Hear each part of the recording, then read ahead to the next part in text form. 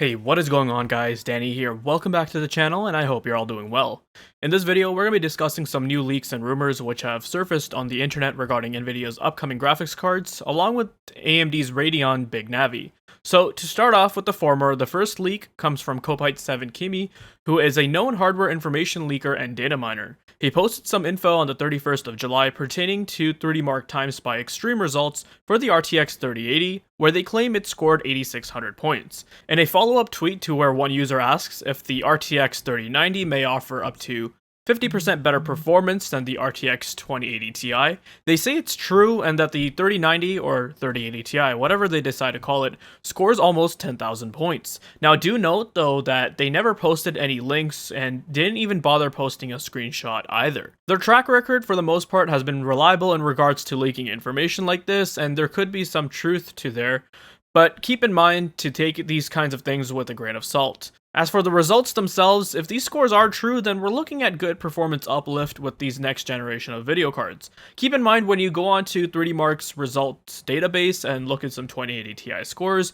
you'll find that there are a lot of results posted from users that are around the 9,000 to 10,000 mark, but do keep in mind these are results where the users have heavily overclocked their GPUs, not attainable from your average AIB cooler or even water cooling. As the results report clock speeds north of 2300 MHz, we're looking at either LN2 or cards power modded, which will allow for more VCore than what is rated within manufacturer specifications. But for your average 2080 Ti that has a moderate overclock applied to it, you're looking at a score from the mid 6000s to the mid 7000s.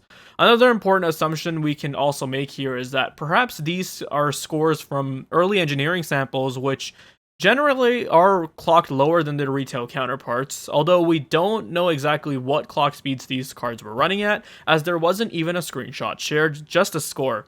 But if you recall back from the previous month, Rogame aka Hardware Leaks did share some 3D Mark Time Spy results of an unidentified Ampere card, where the GPU was running at 1935 MHz, which is more on the conservative side. So if we're to assume that retail samples can at least clock up as high as 2200 MHz, thanks to the advancements in the node, which is around a 14% improvement, then, that score could have easily been around 9800 for the RTX 3080 and 11,400 for the 3090 or 3080 Ti, which would then line up with the claim where it is up to 50% faster than the 2080 Ti. Of course, this is all just speculation with assumed clock speed figures on my end, so don't get too excited just yet. And speaking of process nodes, this leads us into our next topic, which comes from Igor's lab.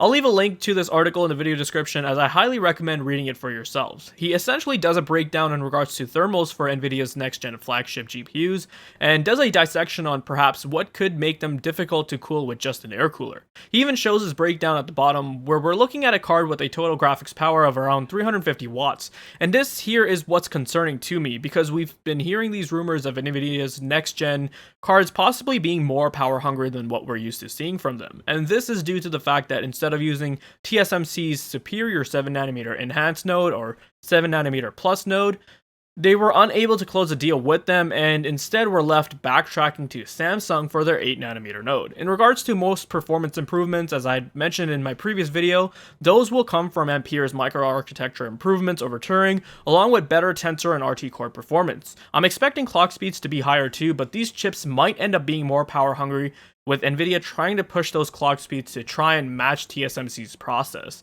It's actually quite comical if this ends up being true, because Nvidia got a little greedy, decided to goad both TSMC and Samsung into a pricing war, but instead TSMC decided they wouldn't budge on their pricing. Nvidia couldn't get the deal they wanted, and with these foundries running at limited capacity, with what the human malware affecting everything, and TSMC essentially handling orders from other larger clients like, AMD, Apple, and now even Intel. Yeah, they probably didn't adhere to Nvidia's demands because it wasn't going to be a huge loss to them anyway. But going back to the topic on hand, and I guess this might make sense when we take into account that unique design of the Founders Edition card, the one that got leaked, which had two fans, one on the front and one on the back, with what looked to be quite the thick heatsink. This also creates a great opportunity for AMD here to come close the gap in regards to efficiency, or maybe even perhaps take the performance crown away from Nvidia after all these years. I think Nvidia is aware of these factors, and it's why we're seeing these rumors of their cards running hotter and consuming more power than what we're used to seeing from them, as they're trying to push the cards to the limit and clock them beyond that sweet spot on the process efficiency curve. So it'll definitely be interesting to see how this turns out and just how negatively impacted Nvidia are by opting for Samsung's 8nm process, which really is a tweaked 10nm process, and how that compares to TSMC's 7nm process. This next bit of news comes from the Chinese site MyDrivers, who are a popular computer hardware tech site, and video card sourced them for this as well. They claim that the RTX 2070 Super has reached end of life and is being completely discontinued. They also mention how the last batch of 2070 Super chips have been shipped off and no more orders will be taken, thus affirming the position that they are no longer in production. This rumor adds on to the previous report, which was shared by IT Home, who had claimed that the RTX 2080 Ti and 2080 Super had also been discontinued. What also added a bit more credence to the rumor was how EVGA also stopped promoting the cards. Now that we've gotten another source stating something similar, we're probably seeing Nvidia completely getting rid of the enthusiast and high-end lineup of video cards from the previous generation and are gearing up for the next generation, which will then be replaced by the upcoming 3090 or 3080 Ti, 3080 and 3070.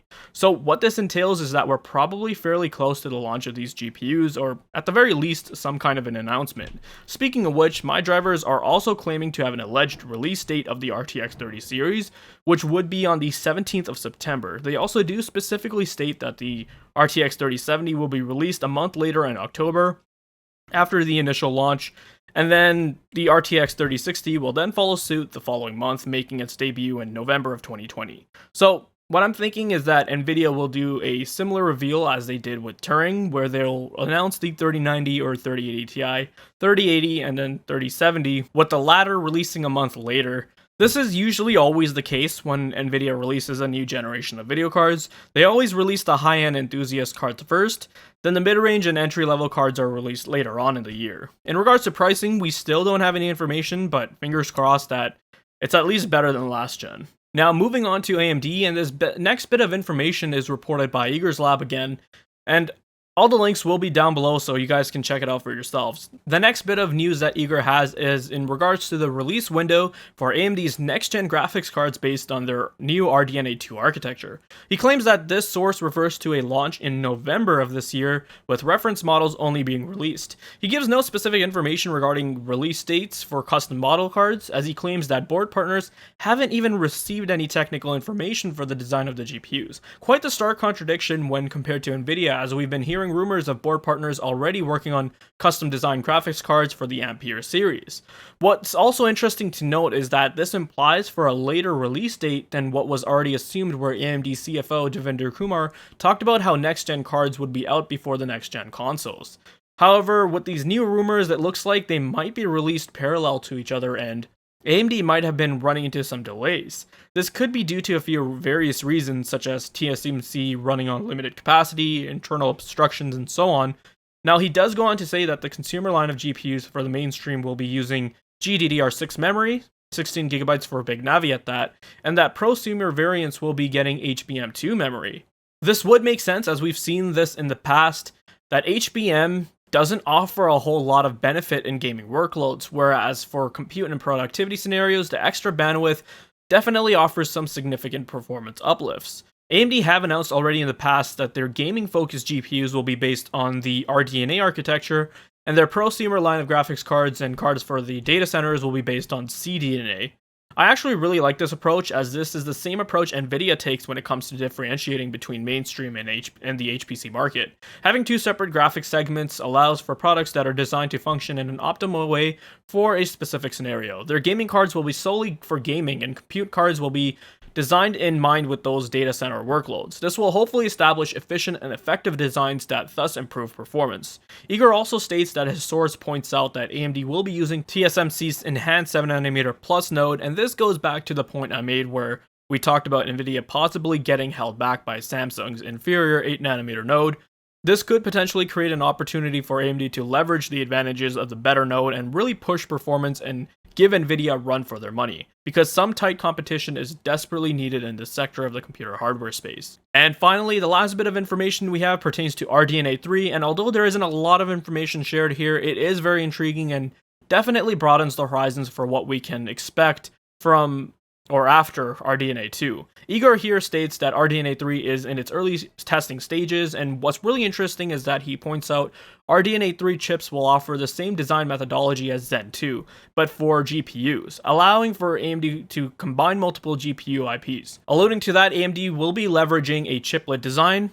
Of course, none of this has been officially confirmed by AMD, but I do remember that a couple years where PC Games SN had a chance to speak with AMD's SVP for engineering of the Radeon Technologies Group, David Wang. He mentions that his team did have a chance to explore the MCM type approach, but at the time, weren't sure if this could be used for traditional gaming graphics types of solutions. As this statement still stands, it is likely though that after 2 to 3 years later, with some research and development done into this area, we could see this come to fruition. This type of approach to traditional graphics cards could be very well revolutionary in the graphics market, just like how Zen was, and put AMD back in direct competition with Intel's best, and now have superseded them. A lot of exciting stuff has yet to be seen, and I'll definitely be looking forward to it. So keep your eyes peeled these next few coming weeks. I feel like we're going to be seeing a plethora of leaks and rumors incoming, and I feel we're very close to the launch of the next-gen graphics cards. I hope you guys found this video to be informative and helpful. Let me know your thoughts down below. Check out the video description on ways to support the channel and for my other videos. If you guys are interested in more content like this, then make sure you subscribe. Thanks for watching, take care, and I'll see you guys in the next one.